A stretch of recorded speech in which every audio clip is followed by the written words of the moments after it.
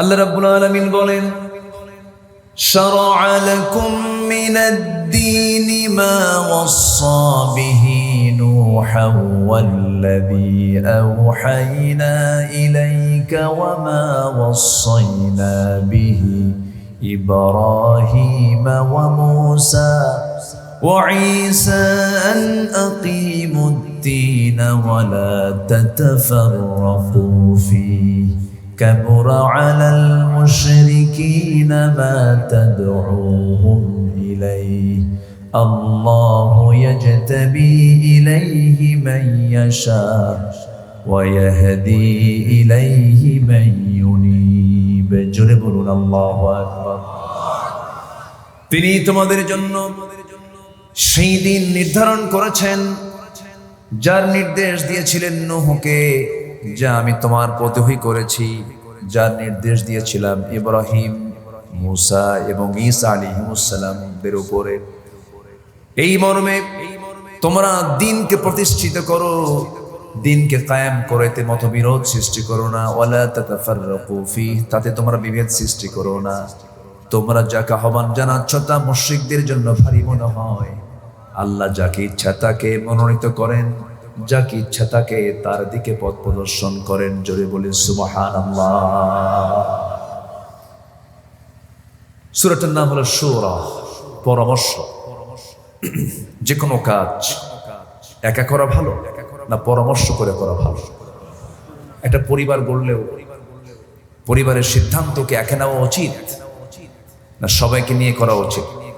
ওয়া আমরুহুম শুরা বাইনাহুম ওয়াশাবিরহুম ফিল আমরি ফাইযা আযামতা ফাতাওয়াক্কাল আলাল্লাহ।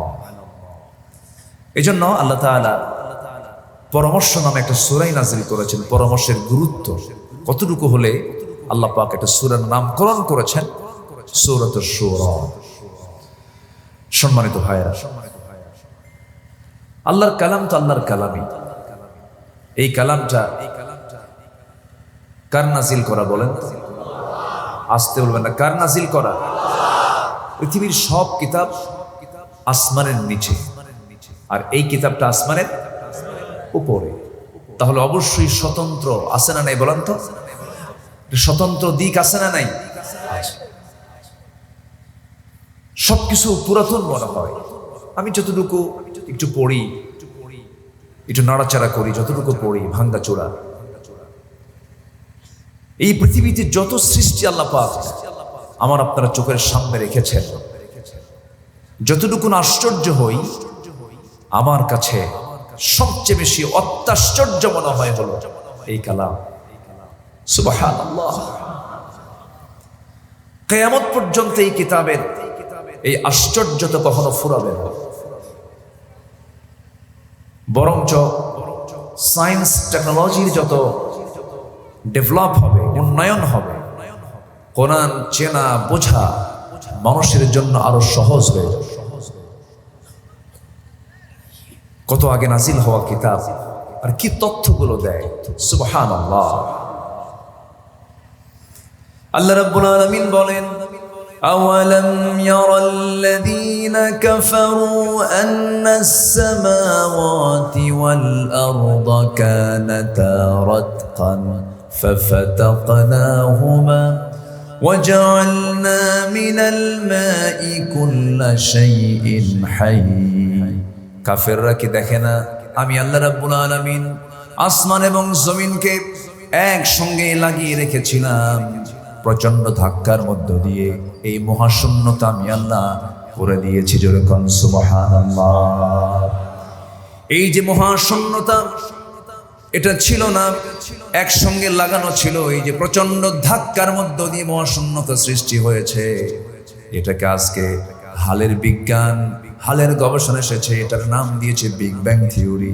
আল্লাহ রাব্বুল আলামিন বিগ ব্যাং থিওরির কথা আজ থেকে ১৫০০ বছর আগে কোরআনে বলে দিলেন। বিজ্ঞান আবিষ্কার করলো না কোরআন থেকে ধার নিল? কোরআন থেকে ধার নিল। একটা সূরার নাম হলো সূরা ইয়াসিন। যে সূরা ইয়াসিনের শুরুটাই হলো, সবাই বলুন ইয়াসিন والقرآن الحكيم إنك لمن المرسلين على صراط মুস্তাকিম। কোরআন কি বিজ্ঞানময় কিতাব? কোরআন বিশেষ জ্ঞান যার মধ্যে আছে সেটাই হলো বিজ্ঞানময়।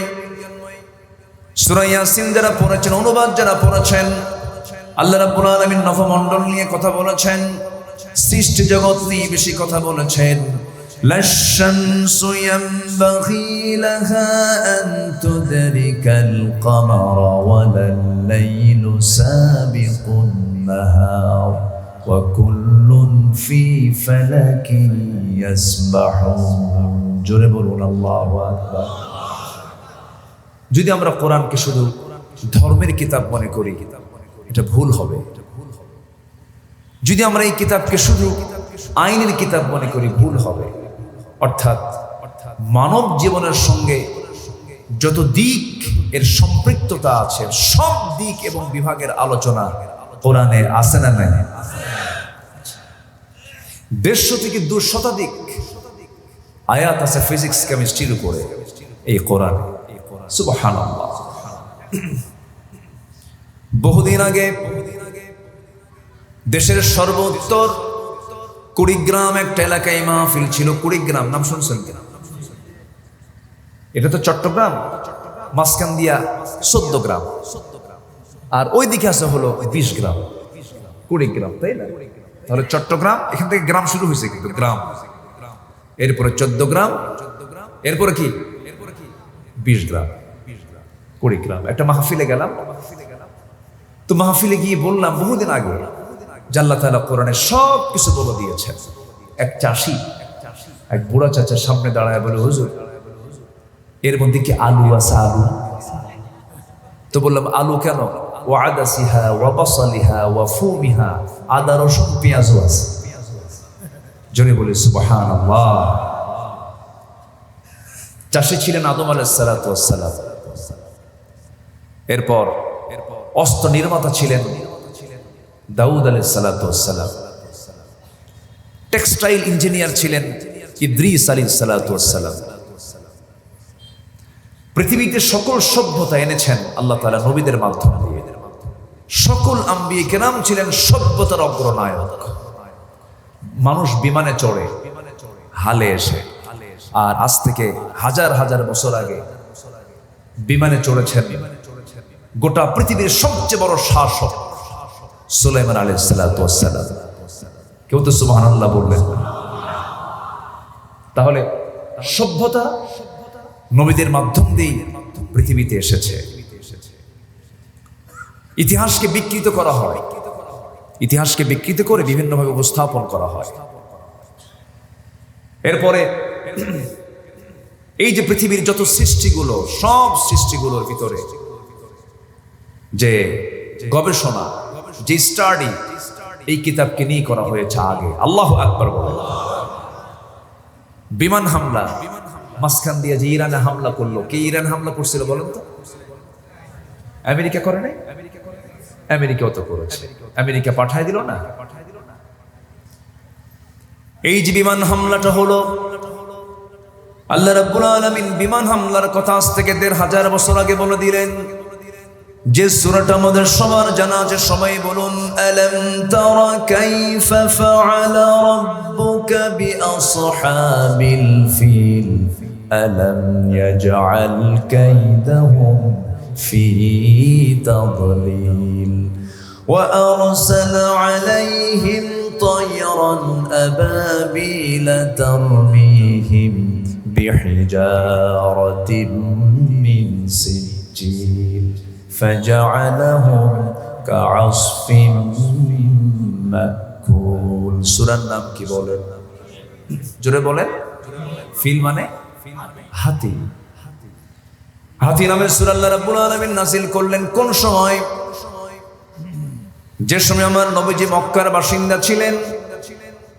রাসূলকে সান্ত্বনা দিয়ে বলছেন, হে রাসূল, আপনি কি লক্ষ্য করেন না আল্লাহ রাব্বুল আলামিন আসহাবুল ফিলদের সাথে কেমন আচরণ করেছেন? যেই হস্তি বাহিনী আল্লাহর ঘর ভাঙতে এসেছিল, কাবা ভাঙতে এসে তারা জীবাণু ভুসির নাই ধ্বংসের দিকে চলে গেল, শেষ হয়ে গেল। আল্লাহ রাব্বুল আলামিন তাদেরকে দমন করার জন্য আবাবিল নামক বিমান পাঠিয়েছিলেন। আর সেই বিমানের মধ্যে কোনো প্যাসেঞ্জার ছিল না, শুধু দুটা করে বোমা ছিল, তার নাম হলো সিজ্জিল। আল্লাহু আকবার বলেন।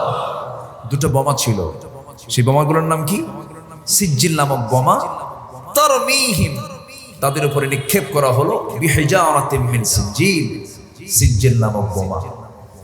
এই যে বিমান থেকে যে বোমা নিক্ষেপ করতে হয়, উপর থেকে যে আর রামিউ কুওয়া, উপর থেকে যে মারতে হয়, এটার কলা কৌশল আল্লাহ রাব্বুল আলামিন ১৫০০ বছর আগে বান্দাকে জানিয়ে দিয়েছেন।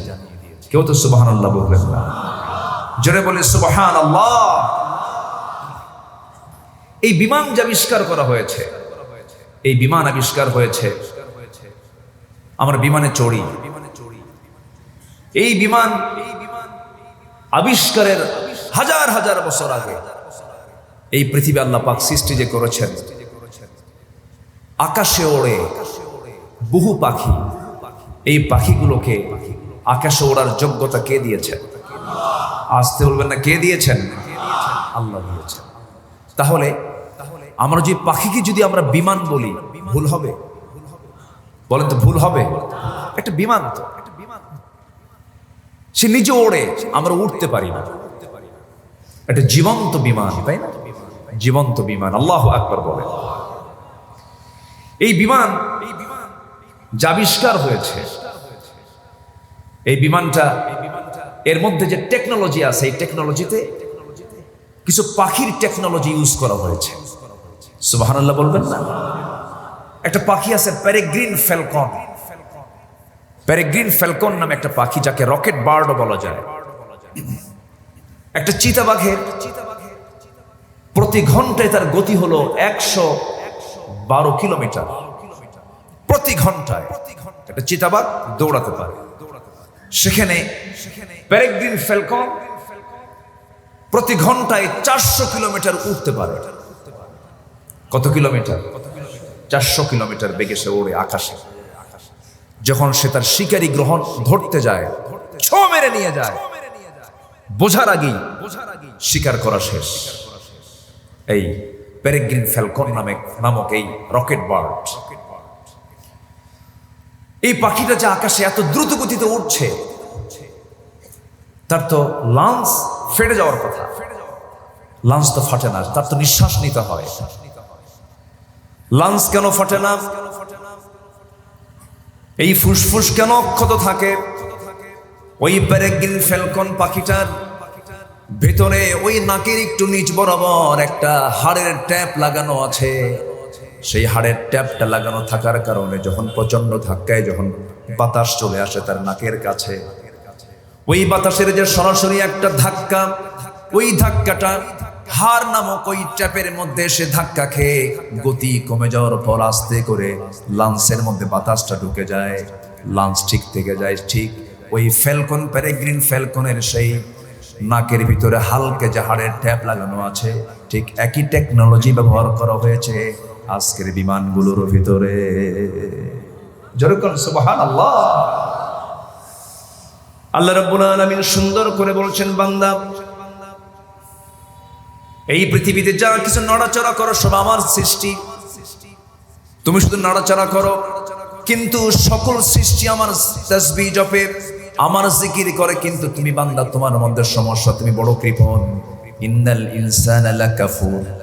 আল্লাহ রাব্বুল আলামিন বলেন, আলাম তারা আন্নাল্লাহা ইউসাব্বিহু লাহু মান ফিস সামাওয়াতি ওয়াল আরদি والطير صافات كل قد علم صلاته وتسبيحه والله عليم بما يفعلون।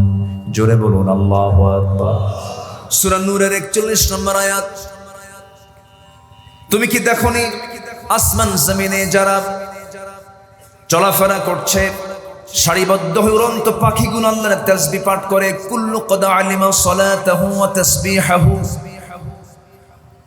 অতএব আল্লাহ তুমি যা করো আল্লাহ তা জানেন। সকল প্রাণীগুলো জিকির করে, তাদের ভাষাগুলো বোঝো না।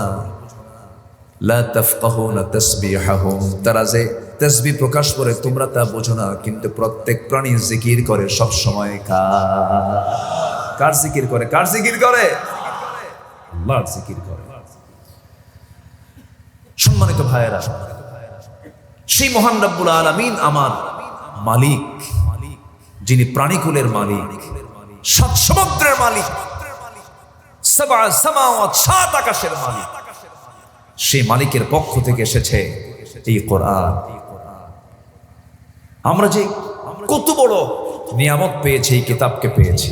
আর রহমান আল্লামাল কোরআন, খলাকাল ইনসান আল্লামাহুল বায়ান।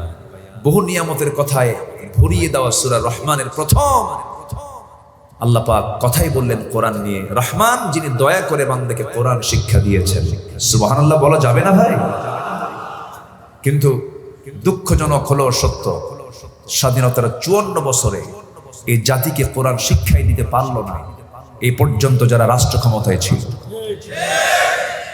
আমি জরিপ করে দেখেছি, মাত্র 20 কোটি মুসলমানের ভিতরে 40 থেকে 50 লক্ষ সর্বোচ্চ কোরআনটাকে সহি করে কোরআনটাকে পড়তে পারে, শুধু তেলাওয়াত করতে পারে অথবা কেরাআত পড়তে পারে। অর্থ বোঝা তো দূরেই থাকলো, হয়তো সহি শুদ্ধ করে পড়তে পারে। আর বাকি এই বিশাল জনগোষ্ঠী কোরআনটা ভালো করে পড়তেই পারে না। তাহলে এই যে হাজার হাজার শিক্ষা প্রতিষ্ঠান, প্রাইভেট ইউনিভার্সিটি, পাবলিক ইউনিভার্সিটি, এত শিক্ষা প্রতিষ্ঠানে কোটি কোটি টাকা বাজেট করা হলো, অথচ নামাজের পূর্ব শর্ত হলো সহি তেলাওয়াত। এবং কোরআন নিজে লানত দেয়, রুব্বা কারিন লিল কোরআন ওয়াল কোরআন ইয়ালআনুহু, কোরআন তাকে লানত দেয় যে কোরআনটাকে সহি করে পড়ে না। তাহলে কোরআন তেলাওয়াত, কোরআনকে সহি করে পড়া সর্বক্ষণের জন্য ফরজ। এটা কার হুকুম? আরো জন কার হুকুম? আচ্ছা, ওযু করা ফরজ, তাহাজ্জুদ পড়া কি বলেন? সুন্নাহ অথবা নফল। ওমিনাল লাইলি ফাতাহাজ্জাদ বিহি নাফিলাতান, রাসূল পড়েছেন, সুন্নাত বলে, নফলও বলে। আমি আবার ফতোয়া টুতুয়া দেই না, বুঝলেন? আমি ফতোয়ার দিকে যাই না বাবা। আমার দেশে এগুলো নিয়ে শুধু কাড়াকাড়ি মারামারি। ওরা বোঝায় যে আমি বিশাল বড় মুফতি, বিশাল বড় আলেম, কিন্তু বোঝা যায় যে ওটা কত বড় মূর্খ। আসতে কবেন না, জোরে বলেন ঠিক কিনা? মানুষের এক লাইন বাক্য চয়নে টের পাওয়া যায় যে এটা কোন মাল। এজন্য কথা অকুলু লিন্নাসি হুসনা, মানুষের সঙ্গে যখন তোমার কথা বলবে সুন্দর করে কথা বলো। যদি কথা না থাকে চুপ থাকো। অতি কথন বিপদের লক্ষণ। ওয়াল্লাযীনা হুম আনিল লাগফি মুআরিদুন, ইমানদারদের সেকেন্ড কোয়ালিটি হলো অপ্রাসঙ্গিক, অপ্রয়োজনীয় একটা কথা মুখ থেকে বের হবে না। কিন্তু প্রায় লক্ষ্য করে আলেমদের ভিতরে যে ইউটিউবের কল্যাণে অনলাইনে মাঝে মাঝে হুজুরদের যে কাণ্ড, ওরে বাপ রে বাপ, ও বলে কাফের, ও বলে ফাসেক, ওর ঈমান নাই, ওর বংশ ঠিক নাই, এই নাই ওই। আমরা লজ্জায় পড়ে যাই, জানেন? ইলমের বাহাদুরি তো এগুলোর জায়গা নয়। আপনি ইলম নিয়ে আপনি অহংকার করবেন কি? কোরআন সুন্নাহর ইলমের অহংকার আপনি কি দেখাবেন? অথই সমুদ্রের মাঝখানে গিয়ে যদি কেউ 5 ফিট লম্বা, কেউ 6 ফিট লম্বা, যদি বলে প্রশান্তের মাঝখানে আসলাম, দুইজন একটু মাপ দিয়ে দেখি তো কে লম্বার কে খাটো, প্রশান্তের মাঝখানে, বলেন তো এটা কি? বলেন এটা কি চালাকি হলো না বোকামি হলো? তো কোরআন এবং হাদিসের জ্ঞান তো একটা দরিয়া, এখানে আপনি কিসের প্রাউড করবেন? ওয়ামা উতিতুম মিনাল ইলমি ইল্লা কালিলা। 6-7 বার একটু লুজ মোশন অর্থাৎ ডায়রিয়া হলে বউ কি চেনা যায় না? দুনিয়া উল্টা পাল্টা হয়ে যায়। খুলিকাল ইনসানু দাঈফা। আর তুমি অহংকার করো। অহংকার জ্ঞান নিয়ে করে অনেকে, জ্ঞানের অহংকার, সম্পদের অহংকার, ক্ষমতার অহংকার। আছে কিনা বলেন? আছে কিনা বলেন? যারা এইগুলো দেখিয়েছে তাদের কি উন্নয়ন হয়েছে না পতন হয়েছে? কি হয়েছে বলেন? করুণ পতন হয়েছে, করুণ পতন। অহংকার করেছিল কারুন, সম্পদের শেষ করে দিয়েছে। ক্ষমতার অহংকার করেছিল ফিরআউন, ওয়া আগরাকনা আলা ফিরআউন, 14 গোষ্ঠী সহ খতম করে দিয়েছে। অহংকার করেছিল হলো রাষ্ট্রের ক্ষমতা আবু জেহেল, নির্মম ভাবে তার পতন ঘটিয়েছেন তিনি কে? আমার দেশে একটা লেডিস ফেরাউন আসছিল। কি ফেরাউন? লেডিস ফেরাউন, মারাত্মক ভয়ঙ্কর, প্রচন্ড হিংসুক এবং প্রচন্ড অহংকারী, প্রচন্ড হিংসুক এবং প্রচন্ড অহংকারী এবং জিদ্দি। এই মহিলা কি করেনি বলেন? কি করেনি? কোন সাইডটা সে বাদ রেখেছিল বলেন? কোন আলেমকে ধরা বাদ দেয়নি। কি আচরণগুলো করেছে। আল্লামা সাইদি 25 বছর আগে বলেছিলেন, গাছের গোড়ায় নাড়া দেব, মামা বাড়ি দিল্লি গিয়ে পড়বা। হয়তো উনি বেঁচে নাই, তারপরে তার পতন হয়েছে, কিন্তু তার কথা আল্লাহ রাব্বুল আলামিন কবুল করে নিয়েছে। কোথায় গিয়ে পড়ছে বলেন? কোথায় গিয়ে পড়ছে? কলকাতা ছিল না, কলকাতা ছিল না, কলকাতা ছিল, আগরতলা ছিল, আসামের গুয়াহাটি ছিল, রাজস্থান ছিল, ইউপি ছিল, চেন্নাই ছিল, নেপাল ছিল, ভুটান ছিল, শ্রীলঙ্কা ছিল, বোনের বাড়ি লন্ডন ছিল, বিয়েই বাড়ি আমেরিকা ছিল, কোথাও পড়ে নাই মামু বাড়ি। শুধু অহংকার, শুধু কি বলেন তো? অহংকার। অহংকার টিকসই নয়। অহংকার একমাত্র কার? বলেন, অহংকার একমাত্র কার? লিমানিল মুলকুল ইয়াউম, আল্লাহু আকবার। লিমানিল মুলকুল ইয়াউম মালিকি ইয়াউমিদ্দিন। ওয়েট কত, তিনি তো অহংকার করবেন। বান্দার কি অহংকার মানায়? বান্দা বিনয়ী হবে। বান্দা কি হবে? বান্দা কেমন হবে?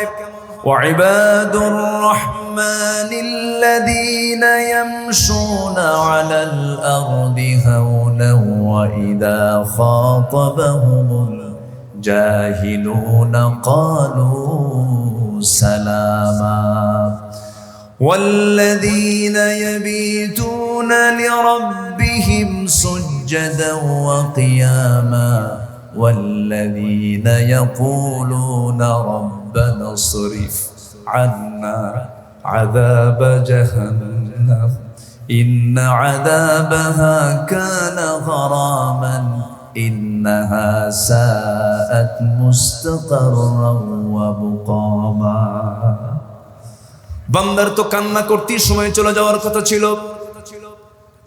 অন্যের দোষ সে খুঁজবে কখন? নিজের দোষ খুঁজে খুঁজে বের করে সেজদায় পড়ে পড়ে কেঁদে কেঁদে বিনয়ের সঙ্গে বলবে, আল্লাহ আমারে মাফ করে দাও।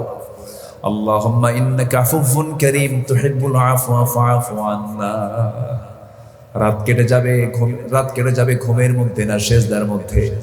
সেজদার মধ্যে ওয়া মিনাল লাইলি ফাতাহাজ্জাদ বিহি নাফিলাতান লাকা আসা আন ইয়াবআসাকা রাব্বুকা মাকামান মাহমুদা। আমার ভাইয়েরা, এই জন্য আমরা বিনয়ী হব। বিনয়ী হয়ে জীবনটাকে সুন্দর করে সাজিয়ে গুছিয়ে নেব। ইমানদারদের জীবন যেমন হওয়া দরকার তেমনই আমরা হব। জোরে বলি ইনশাআল্লাহ, আরো জোরে বলি ইনশাআল্লাহ। এমন একটা সাবজেক্ট দেওয়া হয়েছে, বহু লম্বা সময়ের প্রয়োজন। আল্লাহর দরবারে ন্যায় বিচারকের মর্যাদা, হক এবং ন্যায় বিচার প্রতিষ্ঠায় নবী করিম সাল্লাল্লাহু আলাইহি সাল্লামের শিক্ষা এবং জীবন আদর্শের বর্ণনা। এত লম্বা আলোচনা 3 দিনেও তো শেষ হওয়ার কথা না। যতটুকু সম্ভব শর্টলি, সংক্ষিপ্ত করে, সামারাইজ করে একটু বলার চেষ্টা করছি। আমার বন্ধুগণ, এই পৃথিবীতে যদি ন্যায় বিচারকের যদি তালিকা করি, এই পৃথিবীর 1 নম্বর ন্যায় বিচারক ছিলেন যে মহামানব, তার নাম কি বলুন? মুহাম্মদ সাল্লাল্লাহু আলাইহি ওয়াসাল্লাম। নবীজি এমন সুন্দর বিচার প্রতিষ্ঠা করেছিলেন, ওয়া আকিমুল ওয়াজনা বিল কিসতি ওয়ালা তুখসিরুল মিজান। জোরে বলুন আল্লাহু আকবার। আমার বন্ধুগণ, যার পৃথিবীতে ওজন সঠিক হবে, আখিরাতেও তার ওজন সঠিক হয়ে যাবে। ওজন কম বেশি করা যাবে না, বিচারে কম বেশি করা যাবে না। একটা কল্যাণ রাষ্ট্রের যদি আপনি গুণগত দিক যদি আপনি খুঁজে খুঁজে বের করেন, কল্যাণ রাষ্ট্রের 1 নাম্বার দিক হবে আইন সবার জন্য কি হবে? আস্তে কবেন না, কি হবে? সমান হবে। আইন সমানের জন্য সমান হবে। কিন্তু 54 বছর পাই নাই আমরা। সব কিছু আমরা দেখা শেষ করলাম। কেউ 9 বছর, কেউ 16 বছর, কেউ 25 বছর, এরকম করে দেশ চালাইলো। আইয়ুবের শাসন চলে গেছে, মুজিবার ভাষণও চলে গেছে, জিয়াউর রহমান সাহেবের খাল কাটা চলে গেছে, চাচায়ের সাথে তাল বেতালা চলে গেছে। সব দেখা শেষ। মাঝখান দিয়ে শুধু হরতাল আর হরতাল চলে গেছে। সব দেখা শেষ করেছি। এবার আমরা সামনে দেখতে চাই কোরআনের বাংলাদেশ। রাজি আছেন? রাজি আছেন? কারা কারা হাত উঁচু করে দেখান মুসলমান।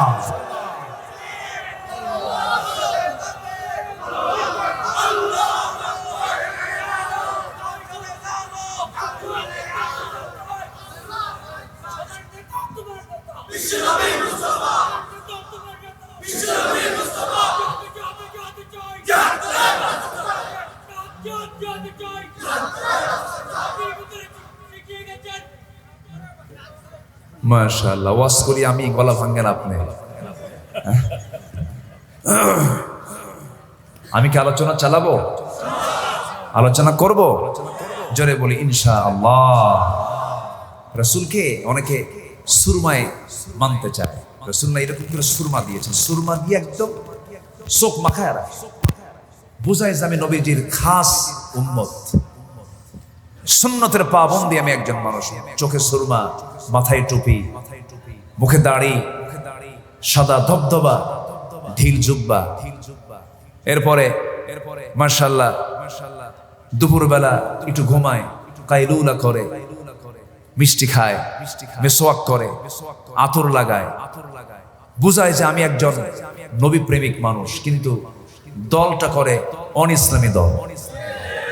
আসতে বলবেন না, আছে না নাই? ডাবল স্ট্যান্ডার্ড চরিত্র নিয়ে জান্নাত পাওয়া যাবে না। চরিত্র হতে হবে 2 রকম না 1 রকম? আজ 2 রকম না 1 রকম? 1 রকম চরিত্রের অধিকারী হতে হবে। আমরা দুটা উড়ন্ত মানে প্রাণী দেখি। একটা হচ্ছে মাছি, সেও ওড়ে, আরেকটা হচ্ছে মৌমাছি, সেও ওড়ে। বলেন তো, মাছি যদি কোথাও পড়ে রোগ সারায় না রোগ ছড়ায়? ছড়ায়। আর মৌমাছি যেখানে পড়ে সেখান থেকে কি খারাপ কিছু নিয়ে আসে না ভালো কিছু নিয়ে আসে? মৌমাছি যে কাজটা করে, সব রোগ সারানোর ঔষধ সে তৈরি করে। আর মাছি যত রোগ আছে সব আরো বাড়ায় নেয়। কেন জানেন? মাছি সব জায়গায় পড়ে, ওর কোনো ধরাবাঁধা কোনো নিয়ম নাই। ও যেটা খায় ওটা তো পড়ে, আর যেটা ছাড়ে ওটা তো বসে। এটা হলো মাছির চরিত্র। মুনাফিকি চরিত্র হলো মাছি, আর ইমানদারের চরিত্র হলো মৌমাছি। আমরা মাছি হব না মৌমাছি হব? আলু 2 প্রকার, একটা হচ্ছে গোল আলু, আরেকটা আছে এই এলাকায় হয় কিনা মিষ্টি আলু, যেটা সিদ্ধ করে লবণ দিয়ে খেতে হয়। এটাকে কি আলু বলে এলাকায়? লোকাল ভাষায় কর না, ধলা আলু, ধলা আলু। লোকাল ভাষা তো আছেই। এটা মানে চট্টগ্রামের যে ভাষা, চাটগাইয়া যে ভাষা, এটা স্বতন্ত্র ভাষা। প্রত্যেক বাংলারই একটা স্বতন্ত্র আঞ্চলিক শব্দ আছেই। এই যে বেড়া দেয় যেন গরু ছাগল ভেড়া যেন না খায়, এই বেড়াকে বলে টিয়ারা। কি বলে বলেন তো? টিয়ারা শব্দ পৃথিবীতে কোথাও পাবেন? ভাবতেছেন যে আমি কিছু বুঝি না? হয়তো সব না বুঝলেও গালি দিলে টের পাই যে আমারে গালি দিল। খুব সুন্দর ভাষা আপনাদের। আপনাদের কপালটা খুব ভালো। এমন এলাকার মায়ের পেট থেকে আপনাদের জন্ম হয়েছে। জন্ম থেকে নিয়ে আপনারা 2 ভাষার মালিক।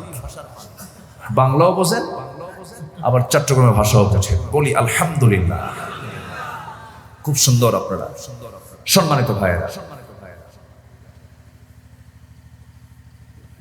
চরিত্র সুন্দর করতে হবে, একমুখী, দ্বিমুখী না। রাসূলকে আপনি নামাজে মানবেন, রোজায় মানবেন, তারপর আতরে মানবেন, সুরমায় মানবেন, রাসূলকে রাষ্ট্রনায়ক হিসাবে, বিচারক হিসাবে মানবেন না, আপনি উম্মত নন, আপনি ভণ্ড প্রতারক। এটা ভণ্ডামি। আমার নবী কি বিচার করেননি? বিচার করেননি? বিচার করেননি? এক ডাকাত ধরা পড়লো। কে ডাকাত? কি ডাকাতি করেছে? উট অপহরণ করতে তিনি রাখালকে মেরে ফেলছে। আমার নবীজি সাহাবায়ে কেরামকে পাঠায় দিলেন, যাও ওকে যেমনে পাও ধরে আনো।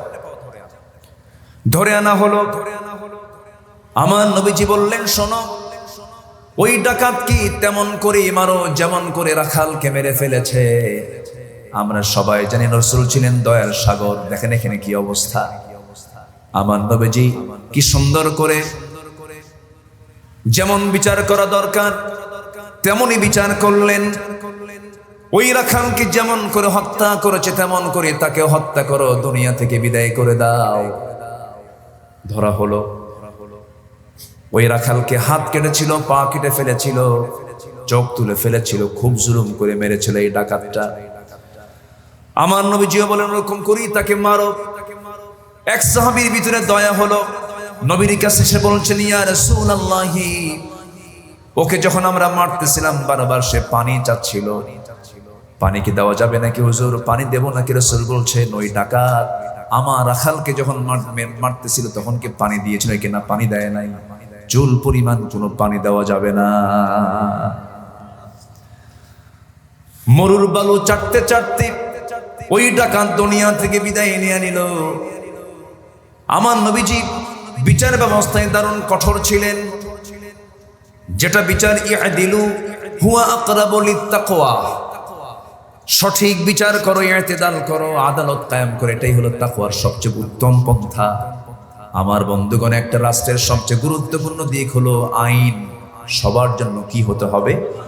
সমান হতে হবে। এই জন্য আল্লাহ রাব্বুল আলামিন বলছেন, সাবআতু ইযিল্লুহুমুল্লাহু ফি যিল্লিহি ইয়াউমুল লা যিল্লা ইল্লা যিল্লুহু, ইমামুন আদিলুন, শাবুন নাশায়া ফি ইবাদাতিল্লাহ। আল্লাহ তাআলা 7 শ্রেণীকে আরশ আজিমের ছায়া জায়গা দিবেন, যেদিন তার আরশের ছায়া ছাড়া কোনো ছায়া থাকবে না। এর মধ্যে 1 নম্বর শ্রেণী হলো ইমামুন আদিলুন, যারা নাকি ন্যায় বিচারক। যেরকম সুবহানাল্লাহ। বিচারককে আল্লাহ পাক কয় নম্বরে নিয়েছেন? বলেন কয় নম্বরে? কয় নম্বরে? নামাজীকে পড়ে নিলেন, দানবীরকে পড়ে নিলেন, যৌবন হেফাজতকারীকে পড়ে নিলেন। 1 নম্বর নিলেন হলো ইমামুন আদিলুন, ন্যায় বিচারক যারা, আমি তাদেরকে আরশ আজিমের ছায়ার 1 নম্বর কাতের আমি তাদেরকে জায়গা দিয়ে দেব। যেরকম সুবহানাল্লাহ। একটা সমাজ, একটা রাষ্ট্র স্থিতিশীল থেকে যায় সেই সময় যখন বিচারের প্রতি মানুষের যখন আস্থা থাকে। সেই আস্থার জায়গা আমার দেশে যদি তৈরি করতে চাই, এই জমিন একমাত্র ইসলামের আইন ছাড়া কখনো সেই আস্থা কায়েম হওয়া সম্ভব নয়। কোরআন দিয়ে কি রাষ্ট্র চলতে পারে ভাই? আসতে পারে, চলতে পারে। যারা সন্দেহ করে তাদের নতুন করে ঈমান আনতে হবে। কত বড় মারাত্মক কথা। মুসলমান হয়ে যদি এই কথা বলে, যেই বলুক না কেন, আমরা তো প্রতিবাদ করতে হবে আমাদের। যদি বলে যে আমরা শরিয়া আইনকে বিশ্বাস করি না, আমরা শরিয়া আইন মানি না, যদি এই কথা বলে, বলেন তো তার কি ঈমান আছে না চলে গেছে? ঈমান আছে? সেই জায়গায় কেউ ফতুয়া দেয় না, বুঝলেন? নির্বাচন আসলেই আমার দেশে কিছু সিজনাল মুফতি বের হয়। এটার নাম কি কি কি মুফতি বলেন তো? সিজনাল মুফতি। এই মুফতিগুলো বলে, এসে বলে ভোট দেওয়া হারাম, নির্বাচন করা হারাম। অথচ এই দেশের নাগরিক হয়ে ব্যাংক চালায়, বিমা চালায়, টাকা চালায়, ব্যবসা বাণিজ্য চালায়, সবকিছুই করে, সব জায়েজ, কিন্তু ভোট দেওয়া যাবে না, এই করা যাবে না, এগুলো জায়েজ না, এগুলো হারাম। আল্লামা সাইরি একটা কথা বলতেন যে ওরা শুধু হারামির ফতুয়া দেয়, এটা হারাম, ওটা হারাম, ওটা হারাম। মনে হয় ওদের একটা কিতাবের নামই আছে কিতাবুল হারাম। কথা বলছেন? সম্মানিত ভাইয়েরা, অনেক কথা, সময় তো চলে যাচ্ছে আমার। কষ্ট হচ্ছে না তো? রাত তো পড়ে আছে, মাশাআল্লাহ, কোনো সমস্যা নাই তো? আল্লাহ কবুল করুন, জোরে বলি আমিন। চট্টগ্রাম বরকতি এলাকা, আলহামদুলিল্লাহ, ইসলামের যে প্রচার প্রসার হয়েছে বাংলাদেশে, কোন জায়গা থেকে বলেন তো? চট্টগ্রাম থেকে। এটার নাম কিছু লাগে বলেন তো? সেটা পাকিস্তান চলে গেছে, তাই না? ইসলামাবাদ ছিল এটার নাম। প্রথম ইসলাম আপনারা পেয়েছেন দেশে, বলি আলহামদুলিল্লাহ। আপনারা আগে আছে, ঠিক আছে না? আপনারা আগে আছে, আল্লাহ কবুল করুন, জোরে বলি আমিন। আবার এর মধ্যে কিন্তু দুই একটা আবু জেহেলও আছে, আছে না নাই বলেন? এই লোহাগাড়া সাতকানের এক সাবেক এমপি ছিল, গজবি না কি হলো, শয়তান দেখতে মনে হয় এইরকমই, বুঝলেন? সে তো আলেম, তো কোরআন বুঝতো, হাদিস বুঝতো, ভালো আলেম। আমার দুটো মাহফিলে পুলিশ পাঠাইছে, আমরা তো খুব বড় আসামি, তাই না? পুলিশ পাঠায় বলল যে থানায় জমা করেন। কমিটি বিপদে পড়ে গেছে। কমিটি বলল, হুজুর আমাদের জীবন থাকতে আপনাকে পুলিশ ধরে নিয়ে যাবে, এটা আমরা হতে দেব না, প্রয়োজনে মাহফিল বন্ধ হবে, মাহফিল করবো না, কিন্তু আপনার সিকিউরিটি আমরা চাই। মাহফিলকে বন্ধ করে দিয়েছে। কয়দিন চললো বলে? এই জুলুম কি চলতে পারে? চলতে পারে? আমার সঙ্গে তার সরাসরি কখনো দেখা হয়নি, কামনাও করি না দেখা হোক। খুব দুষ্ট, খুব দুষ্ট। তার শ্বশুর ছিলেন একজন বড় আল্লাহওয়ালা মানুষ, জানাজায় হামলা করেছে, চট্টগ্রামের প্যারেড ময়দানে আক্রমণ করেছে। আমার তো মনে হয় সে নিজেও জানাজা পড়ে নাই, মনে হয় পড়ছে, আমার তো জানা নাই, আমার এত দুষ্ট। যাই হোক, ওইদিকে না যাই, কাছের লোকগুলোই কিন্তু দুষ্টমে বেশি করে। এই জন্য খুব সতর্ক থাকতে হবে। মুখের মধ্যেই জিহবা থাকে, মুখের মধ্যেই দাঁত থাকে। দাঁত মাঝে মাঝে কিন্তু জিহ্বায় কামড় মারে, মারে না? একই সঙ্গে বসবাস, একই সঙ্গেই বসবাস, কিন্তু দাঁত আর জিহবা কি দূরে দূরে না কাছে কাছে? হঠাৎ করে দেখছেন যে আপনার জিহ্বা একদম রক্তাক্ত হয়ে গেছে। কিসের কামড়ে? দাঁতের কামড়ে। কাছের মানুষগুলো ভয়ঙ্কর হয়। আমার নবীর পিছনে ইক্তেদা করতো, নবীর পিছনে নামাজ পড়তো, চোখের পানি ফেলে ফেলে কাঁদতো, একদম কাট্টা মুনাফিক ছিল। যেরকম নাউজুবিল্লাহ। সম্মানিত ভাইয়েরা, মুনাফিকদের মুনাফিকি থেকে আল্লাহ পাক আমাদেরকে বাঁচান, জোরে বলি আল্লাহুম্মা আমিন। আরো জোরে আমিন। আইন সবার জন্য কি বলেন? সমান। আমার নবীর যুগে একজন সম্ভ্রান্ত পরিবারের নারী চুরি করে ধরা পড়েছে। চোর চুরি, পুরুষ করুক আর মহিলা করুক, কেউ চুরির শাস্তি থেকে বাদ হবে না, কম বেশি করা হবে না। আস-সারিকু ওয়াস-সারিকাতু ফাকতাউ আইদিয়াহুমা। পুরুষ চোর হোক আর মহিলা চোর হোক, সম্ভ্রান্ত হোক আর যেটাই হোক না কেন, যে বংশের হোক না কেন, শুধু যদি অভাব না থাকে, প্রয়োজনে যদি সে চুরি না করে, যদি সে তার অন্য কিছুর কারণে যদি চুরি করে ধরা পড়লে পরে তার হাত কেটে দাও। বিধানটা কার? আসতে বলবেন না, কার বিধান? বলেন আল্লাহর বিধান। আমার বন্ধুগণ, চুরি করে ধরা পড়েছে। মদিনার বিচারালয় থেকে রাসূল ঘোষণা করলেন, কোনো কথা নেই, হাত কাট, হাত কেটে ফেলে দাও। সম্ভ্রান্ত পরিবারের সেই মেয়েটার নামও ছিল ফাতিমা। আমার নবীর মেয়ের নামও ফাতিমা ছিল। আমার নবীর কাছে সুপারিশ, কিছুক্ষণ পরে এসে সুপারিশ করতেছেন ওমরে ফারুকের মতো একজন মানুষ। এসে বলছেন, হুজুর আমার কাছে ওই মেয়ের বংশের সব লোকগুলো এসে আমার কাছে জড়ো হয়েছিল, আমাকে এত আবদার করতেছে, আমি কেমন যেন মনটা নরম হয়ে গেল। হুজুর দেখুন তো, ওই ফাতিমার শাস্তিটা একটু লঘু করা যায় নাকি? মহিলা মানুষ তো। আমার নবীজি খেপে গিয়ে রেগে গিয়ে বলছেন, ওমর তোমার দারাজ কণ্ঠ কোথায় গেল? আমি রাসূল তোমাকে স্পষ্ট ভাষায় জানিয়ে দিতে চাই, আজকের এই চুরি করার সংবাদ যদি ওই সম্ভ্রান্ত পরিবারের মেয়ে ফাতিমার নামে না এসে যদি ফাতিমা বিনতে মুহাম্মাদের মেয়ে ফাতিমার যদি চুরি করার সংবাদটা পেতাম, আমি রাসূল গোটা জাতির সামনে সবার সচক্ষে আমি রাসূল নিজে আমার মেয়ে ফাতিমার হাত কেটে দিতাম।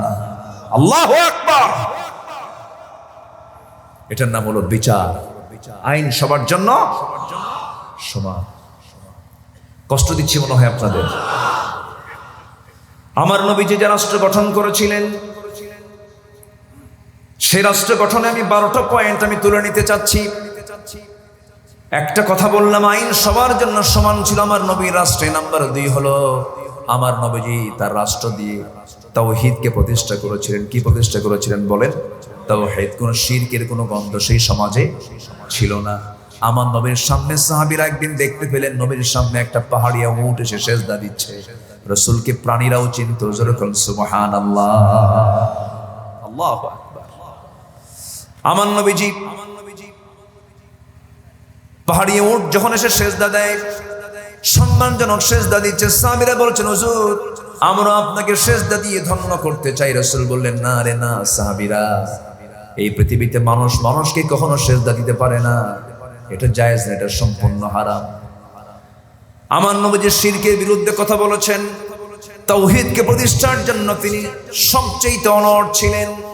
শিরকের কোনো গন্ধ আছে কোথাও তিনি এটাকে উৎখাত করে দিয়েছেন, কোনো শিরকের কোনো গন্ধ রাখেন নাই। কিন্তু আমার নবীজি যে পরিবেশে তার জীবনটা গড়ে উঠেছিল, তিনি বড় হয়েছিলেন, সেই সমাজটা ছিল শিরকে ভরা। কি ভরা বলে? কিসে ভরা ছিল? শিরকে ভরা ছিল। কিন্তু শিরক তাকে স্পর্শ করতে পারে নাই।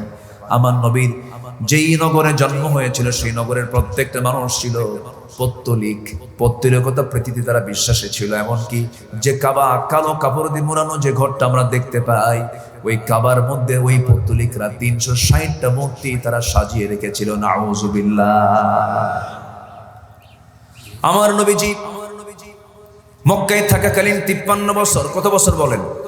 মক্কায় কত বছর ছিলেন? আরো জোরে। 53 বছর। নবুয়ত প্রাপ্তির 40 বছর পর্যন্ত, নবুয়তের আগে 40 বছর, নবুয়ত প্রাপ্তির পরে 13 বছর, এই 53 বছর তিনি মক্কায় ছিলেন। আমার নবীজি মক্কায় থাকাকালীন নামাজও পড়েছেন। সেই নামাজ যখন পড়তেন নবীজির বুকটা খান খান হয়ে যেত। আমার নবীজি একদিন ওই কাবার চত্বরে দাঁড়ালেন।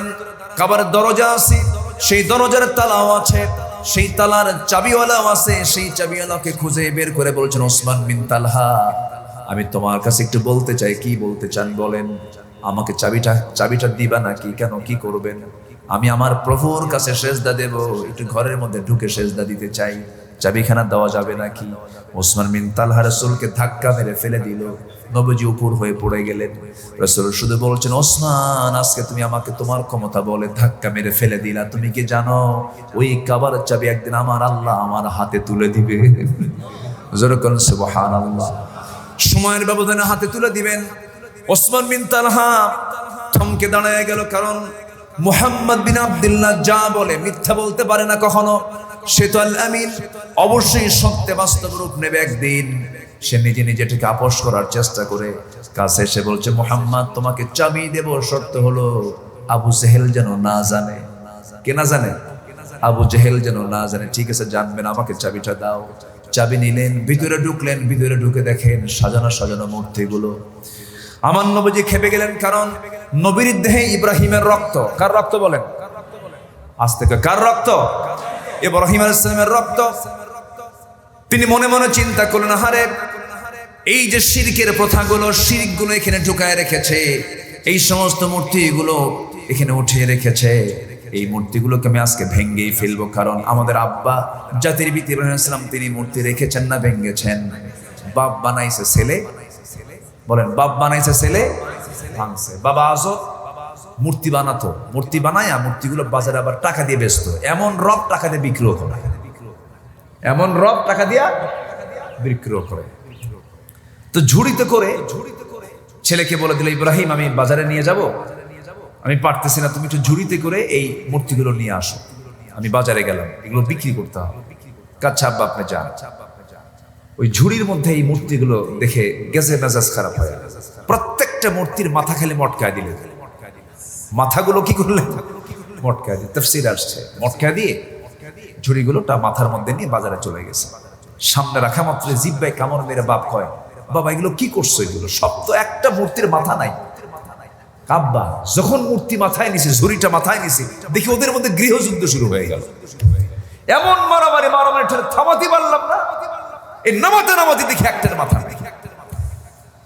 বাপ এখন বুঝতেছে যে সন্তান আমার কোন দিক দিয়ে গ্রামার মেরে দিবে, আমি উত্তর দিলেই তো এখানে আমাকে ধরে ফেলবে। সম্মানিত ভাইয়েরা, একটা মূর্তি পূজকের ছেলে ইব্রাহিম মূর্তি ভাঙ্গে, আর আমরা ইব্রাহিমের সন্তান হয়ে মূর্তি গড়ি। নাউজুবিল্লাহ বলবেন না? যেরকম নাউজুবিল্লাহ। কি পরিবার থেকে তিনি উঠে আসলেন, আল্লাহকে চিনলেন, আল্লাহকে চেনার চেষ্টা করেছেন। ওয়াল্লাযীনা জাহাদু ফীনা লানাহদিয়ান্নাহুম সুবুলানা, যে ব্যক্তি আমার দিকে আসার চেষ্টা করে আমি তার জন্য সাবিল নয় সুবুল, অসংখ্য রাস্তা বের করে দেই। চেষ্টা করব আমরা, সাহায্য করবেন কে? আমার নবীজি কাবার ভিতরে ঢুকে প্রচন্ড ক্ষেপে গেলেন, রেগে গেলেন। বয়স্ত কাসরাতিল আসনাম, আল্লাহ পাক আমাকে দুনিয়াতে মূর্তি কি অপসারণ করার জন্য পাঠিয়েছেন, ভেঙ্গে চুরমার করার জন্য পাঠিয়েছেন। আমার নবীজি ভাঙ্গারও সিদ্ধান্ত নিলেন, কিন্তু পারলেন না। কারণ সেই সময় মক্কা নামক নগর রাষ্ট্রের নগর প্রধান ছিল কে বলেন? কে ছিল বলেন? আবু জাহেল ছিল। আমার রাসূল পারলেন না, কারণ এই কাজ করতে গেলে রাষ্ট্রীয় শক্তি দরকার। কি শক্তি দরকার? রাষ্ট্রীয় শক্তি দরকার। আমার নবীজি তার ইচ্ছার বিরুদ্ধে কাবার ভিতরে মূর্তিগুলো, সবগুলো মূর্তি ভিতরে আছে, আমার নবীজি বাধ্য হলেন, ওগুলো দেখতে বাধ্য হলেন, কারণ ক্ষমতা তার হাতে নাই। কিন্তু দোয়া করলেন আল্লাহর কাছে। আল্লাহর কাছে কি দোয়া করলেন? وقل رب أدخلني مدخل صدق واخرجني مخرج صدق واجعل لي من لدنك سلطانا نصيرا। জোরে বলুন আল্লাহু আকবার। আল্লাহ তুমি আমাকে রাষ্ট্রীয় ক্ষমতা দিয়ে দাও। আমার বন্ধুগণ, সুলাইমান রাষ্ট্রের প্রধান ছিলেন। ইউসুফ আলাইহিস সালাম রাষ্ট্রের দায়িত্ব পালন করেছেন। মূসা আলাইহিস সালামের দিকে তাকান, আমার নবীর দিকে তাকান। নবীরা দেশ চালালেন, রাষ্ট্র চালালেন। আর আমার দেশে যদি ইসলাম নিয়ে যদি রাষ্ট্রের কথা বলা হয়, কিছু কিছু ইসলামপন্থী মানুষের গায়েও জ্বালা পড়া শুরু হয়। আছে কিনা? আছে কিনা? আছে কিনা? আল্লাহ রাব্বুল আলামিন এর জন্য বলছেন, শারা'a লাকুম মিনাদ-দীনি মা ওয়াসসা বিহি নূহান ওয়াল্লাযী আওহাইনা ইলাইকা ওয়া মা ওয়াসসাইনা বিহি ইব্রাহিমা ওয়া মূসা ওয়া ঈসা আন আকিমুদ-দীনা ওয়া লা তাতাফাররাকু ফীহি كبر على المشركين ما تدعوهم إليه الله يجتبي إليه من يشاء ويهدي إليه من ينيب। জোরে বলুন আল্লাহু আকবার। দিন কায়েমের সংগ্রামে কোনো মত পার্থক্য সৃষ্টি করা যাবে না। আল্লাহ রাব্বুল আলামিন আকিমুস সালাত বলেছেন, তারপর লা তাফাররাকু বলেন নাই। কিন্তু দিন কায়েমের এই সংগ্রামে একটা মত পার্থক্য সৃষ্টি হতে পারে। এই জন্য আল্লাহ রাব্বুল আলামিন সতর্ক হওয়ার জন্যই বলছেন, ওয়ালা তাতাফাররাকু ফি ওয়াতাসিমু বিহাবলিল্লাহি জামিআন ওয়ালা তাফাররাকু। যেখানে তাফাররুক হওয়ার সম্ভাবনা আছে সেখানে আল্লাহ রাব্বুল আলামিন সতর্ক করে দিয়েছেন। দিন কায়েমের সংগ্রামে রাষ্ট্রীয় পর্যায়ে দিন প্রতিষ্ঠিত হয়ে যাক, সবাইকে আপনারা চান নাকি? এই চাওয়াটা রাসূলও চেয়েছেন। আমাদের চাওয়ার দরকার আছে না নাই? আসতে বলবেন না, আছে না নাই? আল্লাহ কবুল করুন। জোরে বলি আমিন। আরো জোরে আমিন, আরো জোরে আমিন। সম্মানিত ভাইরা, আমার নবীজি মদিনায় চলে গেলেন। 10 বছরের 86টা যুদ্ধ তিনি পরিচালনা করলেন। 10 বছরের কয়টা যুদ্ধ বলেন? 86টা। আর আমার দেশের কিছু মোমেন আবু জেহেল খুঁজে পায় না। আমার দেশের কিছু ইমানদাররা আমার দেশে কি আবু জেহেল খুঁজে পায় না। কারণ জিহাদ করবো কার সাথে? সবাই তো মুসলমান। আমার দেশে নাকি আবু জেহেল নাই। যারা মদের দোকান নিয়ে বসে আছে ওরা কিনে আসতে কন কেন? মদের দোকানদার কে ছিল? আবু জেহেল ছিল না? আবু জেহেল তো মদের দোকানদার ছিল, সুদের কারবার করত। ইন্নামাল বাইউ কামিসলির রিবা বলেছিল না? ইন্নাল বাইআ কামিসলির রিবা বলেছিল যে কি সুদ তো ব্যবসার মতোই, যেরকম নাউজুবিল্লাহ। সুদের মহাজন আবু জেহেল, মদের মহাজন আবু জেহেল, জিনার কারবারে পাকা ছিল আবু জেহেল। এই তিনটা কি আমাদের সমাজে নাই? তো এই তিনটার বিরুদ্ধে আপনি দাঁড়ান না, দেখেন আবু জেহেল কতগুলো বের হবে সামনে। আপনার জিহাদ করার নাকি লোক খুঁজে পায় না আমার দেশে। আর পার্লামেন্ট আমরা মদের আইন, সুদের আইন, জেনার আইন আর আমরা পাশ হতে দেব না। রাজি আছেন তো ইনশাআল্লাহ? এই 54 বছরের নামাজ কায়েমের, নামাজের আইন কেউ সংসদে আনে নাই, যাকাতের আইন আনে নাই। সূরা হজের 41 নম্বর আয়াত বাড়ি থেকে মিলায় দেখবেন। আল্লাহ বলেছেন রাষ্ট্রীয় ক্ষমতা যারাই পাবে 4টা আইন তোমরা পাশ করবে। নামাজ, যাকাত, সৎ কাজ আদেশ দাও, অসৎ কাজের নিষেধ করো। এই 4টা কাজ, এই 4টা ইম্মাক্কান্নাহুম ফিল আরদি আকামুস সালাহ ওয়া আতাউয যাকাত ওয়া আমারু বিল মা'রুফ ওয়া নাহাউ আনিল মুনকার। এই 4টা কাজ 54 বছরে। সব নামের আগে মোহাম্মদ ছিল, সবাই মুসলমান। কেউ জাতিকে জাহান্নাম থেকে বাঁচানোর জন্য ন্যূনতম নামাজের আইনটাও তারা পাশ করে নাই। অতএব আমরা সামনের পার্লামেন্টকে দেখতে চাই নামাজের পার্লামেন্ট। রাজি আছেন তো ইনশাআল্লাহ? কিসের পার্লামেন্ট? নামাজের পার্লামেন্ট। কারণ জান্নাতে যেতে হলে কি লাগবে? যেরকম কি লাগবে? এই জাতি কি নামাজ পড়ে না বিড়ি খায়? আমি কি ভুল বললাম? বলেন তো, এই জাতি বেশি নামাজ পড়ে না বেশি বিড়ি খায়? জরুরি করে দেখেন। এত বিড়ি খায়, সকালের নাস্তা মিস, কিন্তু বিড়ি মিস নাই। খেতেই হবে, এটা ফরজ আইন। এটা এত খাওয়া খায়। পান খান, পান খেতে আপত্তি নাই তো, পান বুড়া হয়ে গেছেন, পান টান খান, সমস্যা নেই। পানের রসে উপকার আছে। মহেশখালীর পান, হ্যাঁ মহেশখালী না? কোথাকার পান? মহেশখালীর মিষ্টি পান, এত বড় প্লেটের মতো বড় বড় পান খাবেন, সমস্যা নেই। পানের রস হজমের জন্য ভালো। কিন্তু পানের সাথে আবার হাকিমপুরি রহমতুল্লাহ আলাইহি খান, এটাই তো সমস্যা। এখানে যাওয়া যাবে। আমরা কোন নেশায় যাব না। জোরে বলি ইনশাআল্লাহ। সকল নেশা হারাম। সকল নেশা কি বলেন? আরো জোরে, আরো জোরে। ওয়ালা তুলকু বিআইদিকুম ইলা তাহলুকা, নিজকে ধ্বংসের দিকে ঠেলে দিও না। কার কথা? বিড়ি খেলে ক্যান্সার হয় না? ক্যান্সার হয় কিনা বলেন? লাংস, ফুসফুস শেষ হয়ে যায়, স্ট্রোক হতে পারে, হৃদরোগের ঝুঁকি বাড়াতে পারে। এত কিছু হওয়ার পরও আবার মাহফিলে এসে হুজুর বিড়ি খাওয়া কি জায়েজ আছে? এত কিছু জানার পরেও যে কি হয়, লাংস পচে যায়, হৃদরোগের কারণ হয়, জনরোগের কারণ হয়, এত কিছু শোনার পরে বলে হুজুর বিড়ি খাওয়া কি জায়েজ আছে? আমরা কোন নেশায় যাব না। জোরে বলি ইনশাআল্লাহ।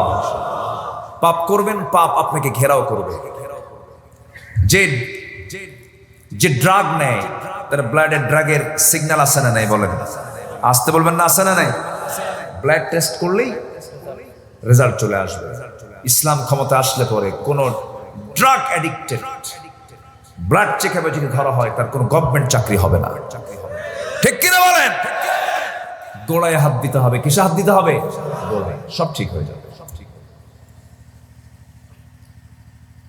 আল্লাহ রাব্বুল আলামিন বলেন, বালা মান কাসাবা সাইয়্যাতান ওয়া আহাতাত বিহি খাতিআতুহু উলাইকা আসহাবুন নার হুম ফিহা খালিদুন। জোরে বলুন আল্লাহু আকবার। পাপ করবেন, পাপ আপনাকে ঘেরাও করে ফেলবে। যে বিড়ি খায় তার ঠোঁটটা কি হয়? তুই বিড়ি খায় ভালো থাকবি, তোর চেহারা দেখবে সবাই বিড়ি খোর। কি খোর হবেন? ঠোঁট তোমার কালো হয়ে যাবে। মদ্যপান করবে, তোমার চক্ষু লাল হয়ে যাবে, চোখ দেখেই বলবে এটা কি খোর? মদখোর। আপনি নেশা করবেন, নেশার চিহ্ন বাহ্যিক ভাবে ফুটে উঠবে, ব্লাডে ফুটে উঠবে। পাপ করবে, পাপ তোমাকে ঘিরে ফেলবে। জিনা করবে, তুমি দুরারোগ্য ব্যাধিতে আক্রান্ত হয়ে যাবে। চিকিৎসক যারা এখানে আছেন, আজকে গোটা দুনিয়াতে যত রোগ ছড়িয়ে পড়েছে, এর অন্যতম কারণ হলো অবাধ যৌনাচার, অনিয়ন্ত্রিত যৌনাচার, এটাই হলো সমস্ত অপরাধের মূল কারণ। এই যে পরশুদিন গত শুক্রবার যায় 10:30টার দিকে একটা সিগন্যাল দিল, আল্লাহ তাআলা একটা ঢেউ দিয়ে দিলেন। কিসের ঢেউ দিলেন? আর্থকোয়াক, ভূমিকম্পের একটা ঢেউ মেরে দিলেন। ইদা জুলজিলাতিল আরদু জিলজালাহা, একটা ধাক্কা মারলেন। এই ধাক্কার মূল কারণ হলো এই যে জেনা, এই যে মাদক, এই যে নেশা, এই যে সুদ, এই সমস্ত। এরপরে বাদ্যযন্ত্রের যখন সমাজে যখন হারটা বেড়ে যাবে, নগ্ন বেহায়াপনা অশ্লীলতা যখন বেড়ে যায়, সেই সময় আল্লাহ রাব্বুল আলামিন এই গজবগুলো নাজিল করেন। আল্লাহ একটা সিগন্যাল দিয়ে দিলেন। সেই দিন আমি ঢাকার বাইরে ছিলাম, আমার ফ্যামিলি ঢাকায় ছিল। আমার ফ্যামিলি বলতেছে বিল্ডিং থেকে মানুষ দৌড়াচ্ছে, স্যান্ডেল নাই, গায়ে কাপড় চোপড় নাই, বাঁচার জন্য। কি কথা কি বুঝতেছেন আপনারা? হালকা আল্লাহ কিছু ওয়ার্নিং দিচ্ছেন, বান্দা আকাম কুকাম করলে কিন্তু দেখ এগুলো করে দেবে। কয়েক সেকেন্ড হয়েছে, আর কয়েক সেকেন্ড বাড়লেই তো শেষ, আগামী 100 বছরও কাভার হতো। আল্লাহর কি টাইম লাগে? কোনো বিষয় সময় লাগে? কোনো সময় লাগে না। আল্লাহ যদি আমার মতো ধৈর্যহীন হতেন, আমাদের মতো যদি হয়ে যেতেন, কখন শেষ হয়ে যেতাম। আল্লাহর কত ধৈর্য দেখেন।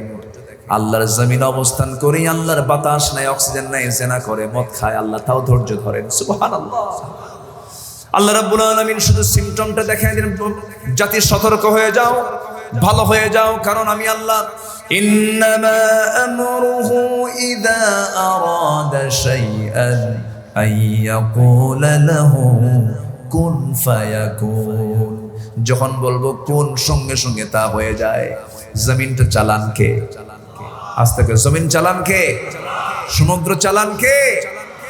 আল্লাহ তাআলা কি সুন্দর করে তার ম্যানেজমেন্ট, তার ব্যবস্থাপনা চালাচ্ছেন। আল্লাহ সবাইকে খাওয়ান। আল্লাহর ধৈর্য তো, আল্লাহ তো ধৈর্যের পিরামিড। আল্লাহু আকবার, সীমাহীন ধৈর্য আমার আল্লাহ তাআলা। এবং আল্লাহ তাআলা নিজেও বলছেন আমিও ধৈর্যশীল, আমি ধৈর্যশীলদের সাথে আছি। যেরকম সুবহানাল্লাহ, ইন্নাল্লাহা মা'আস সাবিরিন। আমরা ধৈর্যশীল হব। আল্লাহ কবুল করুন। এই যে মাহফিলে বসে আছেন, বলেন তো কিসের জন্য বসে আছেন? ধৈর্য আছে বলে বসে থাকা আগে না ধৈর্য আগে? ওই লোকটা গেল কেন? এই যে কই যান? বসে। আচ্ছা, আর কেউ যাবেন? এত সুন্দর মানুষ আপনারা, বলি আলহামদুলিল্লাহ। আচ্ছা বলুন তো, কোন ওয়াক্তে মানুষ বাড়িতে বেশি থাকে? কেউ তো বললেন না। বাড়িতে মানুষ অবস্থান করে সবচেয়ে বেশি কোন ওয়াক্তে? ফজরে। আর কোন ওয়াক্তে সবচাইতে কম মুসল্লি উপস্থিত থাকে মসজিদে? বলেন। বাড়িতে থাকে, আবার মসজিদেও মুসল্লি কম। তাহলে এই বাড়ি থাকার লোকগুলো ওই সময় থাকে কোথায়? মেরাজে যায়। অবশ্যই মেরাজে। মরে যায়, ঠিক আছে না? আল্লাহ বিসমিকা আমুত, মরে গেছে, ও আর জিন্দা হয় না, ওঠে না। আসসালাতু খায়রুম মিনান নাম, না তো আসসালাতু খায়রুম মিনাল মাউত, ওটা তো মরাই তো। তাহলে সে মরা থেকে ওঠে না। সে যদি না ওঠে, আল্লাহ যদি রেগে যেয়ে গেল, তুই যখন মরছিস, ফজর পড়লি না, আর তোর তাজাই করবো না, যা। আপনি বেনামাজি হয়ে মরে গেলেন, কেমন হলো বলেন? সম্মানিত ভাইয়েরা, যেদিন আপনার মসজিদে আপনি দেখতে পাবেন ফজরের মুসল্লি জুমার মুসল্লির চাইতে বেশি, ফজরের মুসল্লি জোহরের মুসল্লির চাইতে বেশি, ফজরের মুসল্লি আসরের মুসল্লির চাইতে বেশি, ফজরের মুসল্লি মাগরিবের মুসল্লির চাইতে বেশি, ফজরের মুসল্লি ইশার মুসল্লির চাইতে বেশি। সেই দিন আপনি বলতে পারবেন আপনার গ্রামটা একটা আদর্শ গ্রামের রূপ নিয়েছে। আমি এই গ্রামকে মসজিদে ভরপুর ফজর নামাজ দেখতে চাই। কেউ তো ইনশাআল্লাহ বললেন না। এই গ্রামের বাসিন্দা কারা? এই গ্রামে বাড়ি কাদের কাদের? দেখে হাত তোলেন। এই গ্রামে বাড়ি কার কার? মাশাআল্লাহ, অনেকেই তো। বলি আলহামদুলিল্লাহ। যতগুলো হাত উঠছে এতগুলো হাত যদি মসজিদে যায়, মসজিদে জায়গা হবে? নামাজ পড়বেন আজকে? ফজরের নামাজ মসজিদে পড়বেন? আস্তে আস্তে কয়, পড়বেন তো? পড়া হবে তো ইনশাআল্লাহ। শুধু ফজরের নামাজের ফজিলত হলো 65টা। শুধু সালাতুল ফজরের বৈশিষ্ট্য ফজিলত কয়টা বলেন তো? রাকাতাই সালাতুল ফজর খায়রুম মিনাদ দুনিয়া ওয়া মা ফিহা। ফজরের 2 রাকাত সুন্নতের দাম হলো দুনিয়া এবং আখিরাত বিক্রি করলে যা হবে তার চাইতে বেশি।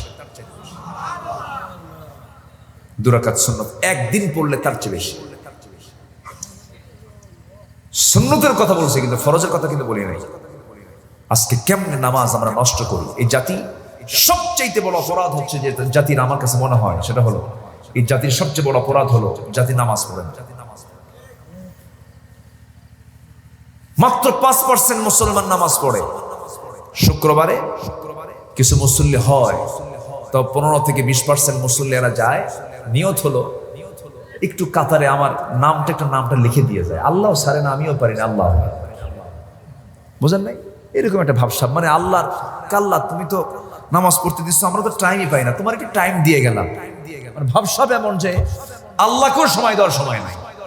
কত বড় মানে নাশকর বান্দা হলে এই জাতীয় আচরণ করতে পারে। 5 ওয়াক্ত নামাজ আল্লাহ পাক সবার জন্য কি করেছেন? যেরকম কি করেছেন? সবাইকে নামাজ পড়তে রাজি আছি তো ইনশাআল্লাহ?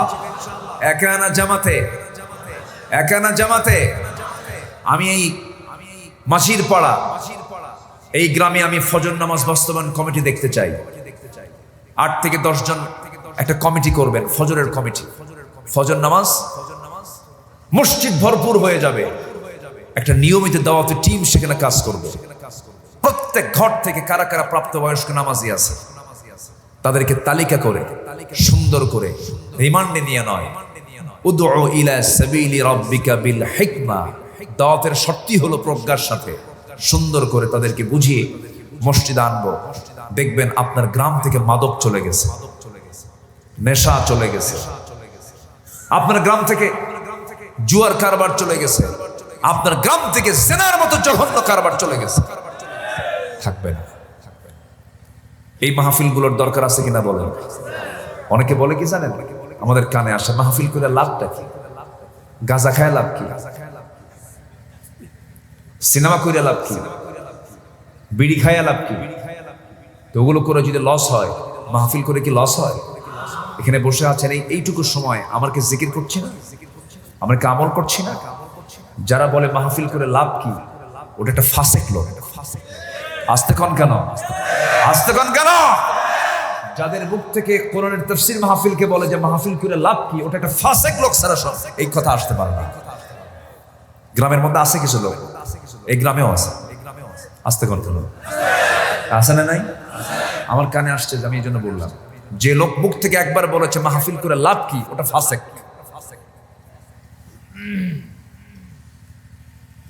সম্মানিত ভাইয়েরা, আমার নবীর রাষ্ট্রের প্রথম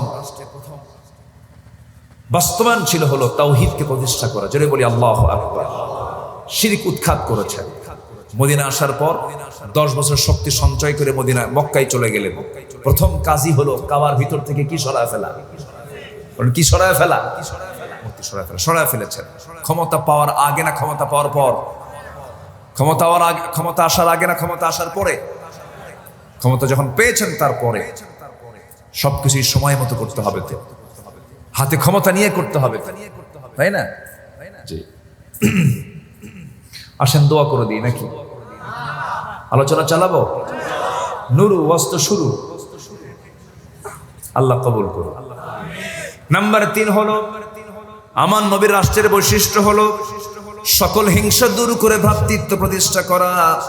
ইন্নামাল মুমিনুনা ইখওয়াতুন ফাসলিহু বাইনা আখওয়াইকুম ওয়াত্তাকুল্লাহ লাআল্লাকুম তুরহামুন। জোরে বলুন আল্লাহু আকবার।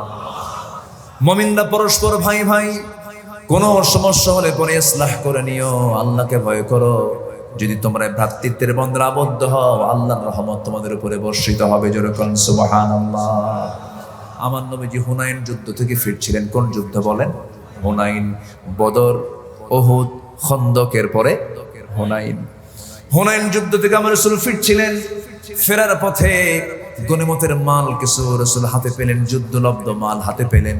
হাতে পাওয়ার পরে সেই লব্ধমালগুলো আমার নবীজি নিয়ে করলেন কি, মুহাজির সাহাবীরা তো অসহায় ছিলেন, মুহাজির সাহাবীরা খুব দুর্বল ছিলেন। মক্কা থেকে তারা শূন্য হাতে মদিনায় এসেছিলেন, বউ বাচ্চা পর্যন্ত রেখে আসছিলেন, সম্পদ দূরেই থাক, কিচ্ছু না, শুধু খালি হাতে তারা এসেছিলেন। যুদ্ধ লব্ধ মালগুলো আমার নবীজি করলেন কি, মুহাজিরদের হাতে যখন তুলে দিলেন, মুহাজিরদের হাতে তুলে দেওয়া মাত্রই কিছু সংখ্যক আনসার সাহাবীরা এই বিষয়টাতে এতটাই মনক্ষুণ্ণ হলেন যে কিছু কিছু সাহাবী এক পর্যায়ে বলেই ফেলে দিল, রাসূল মক্কার মুহাজিরদের সঙ্গে মিশে গেছে, সব সম্পদ মুহাজিরদেরকে দিয়ে দিলেন, আমরা আনসার আমরা কোনো যুদ্ধলব্ধ মাল পেলাম না। এত বড় কথাও যখন আমার নবীর কানে চলে এসেছে, আমার নবীজি সংঘাত চেয়েছেন না ভ্রাতৃত্ব চেয়েছেন? ভ্রাতৃত্ব চেয়েছেন। আমার নবীজি সেই সময় মুহাজির এবং আনসার সাহাবীদেরকে এক জায়গায় করে একটা ভাষণ দিলেন। আমার নবীজি বললেন, আওয়াজাতুম ইয়া মা'শারাল আনসার ফি আনফুসিকুম ফি লাআতিন মিনাদ দুনিয়া তাআল্লাফতু বিহা কওমান লিয়ুসলিমু ওয়া আকালতুকুম ইলা ইসলামিকুম আলা তারদাউনা ইয়া মা'শারাল আনসার আন ইয়াযহাবা আন-নাসু বিশ-শাতি ওয়াল বা'ীর ওয়া তারজি'উ বিরাসূলিল্লাহ ইলা রিহালিকুম। ও আমার সাহাবীরা, তোমরা আমাকে কি মনে করছো জানি না, আমার মুহাজির সাহাবীরা যুদ্ধলব্ধ মাল যেগুলো পেয়েছে, এই ছাগল ভেড়া উট দুম্বাগুলো নিয়ে তাদের বাড়িতে চলে গেল, আর আনসার সাহাবী তোমরা তোমাদের ঘরে বিশ্বনবীকে তোমরা তোমাদের ঘরে তুলে নিলা।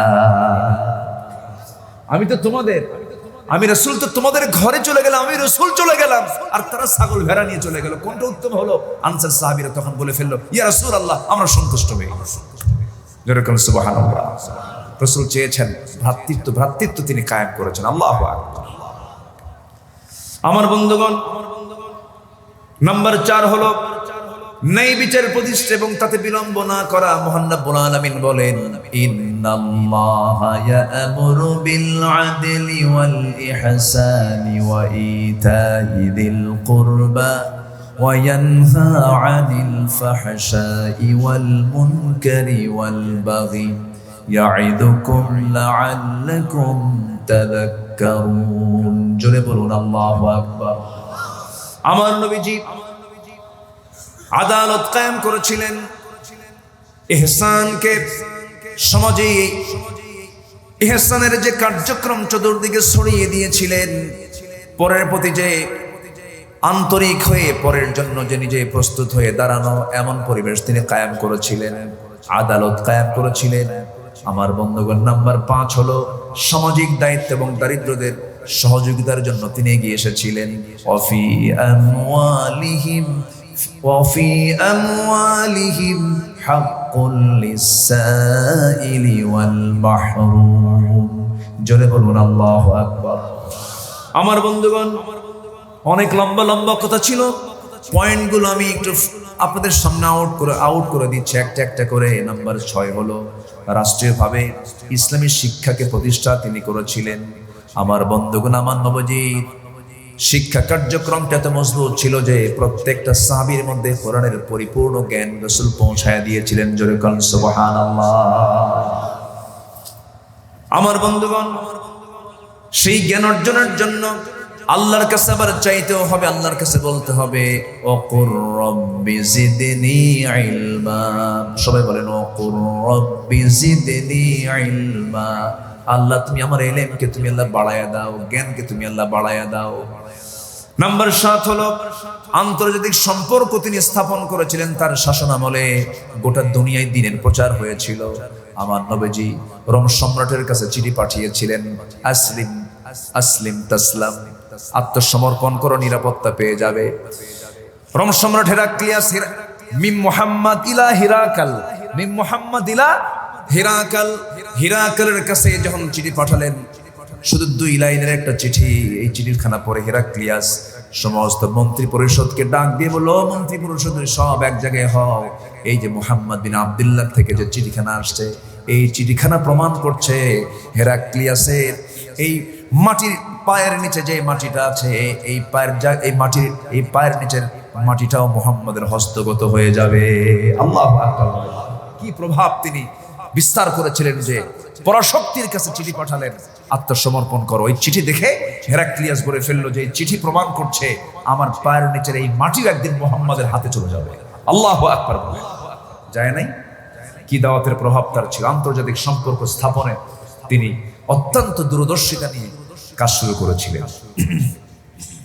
নাম্বার 8 হলো বিপদ আপদে সংগ্রামের সমস্ত পরিস্থিতি মহান আল্লাহর উপরে তিনি পূর্ণ তাওয়াক্কুল এবং মহান আল্লাহর সাহায্যের ওয়াদা, অর্থাৎ তিনি সব কাজ করেছেন, তাওয়াক্কুল করেছেন কার উপরে?